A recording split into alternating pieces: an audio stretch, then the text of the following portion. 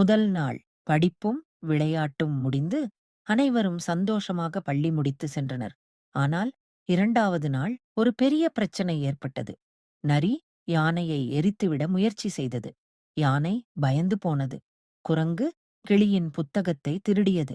கிளி சோகத்தில் அழுது கொண்டிருந்தது. முனிவர் சந்திரன் இந்த செய்தியை கேட்டு எல்லா விலங்குகளையும் ஒரு கூடத்தில் கூட்டி, நம் பள்ளி என்பது ஒற்றுமையை வளர்க்கும் இடம். இங்கு பழிக்கவும் கிழிக்கவும் இல்லை. ஒவ்வொருவரும் மற்றவரை புரிந்து கொள்ள வேண்டியது அவசியம் என்றார். அதன் பிறகு ராஜா ஒவ்வொரு வகுப்பிலும் ஒற்றுமை பற்றி கற்றுக் கொடுத்தான். அவன் எடுத்த ஒரு சிறிய நிகழ்ச்சி எல்லாவற்றையும் மாற்றியது. அவனும் விலங்குகளும் சேர்ந்து ஒரு நாடகம் நடத்தினார்கள். நண்பனின் சக்தி.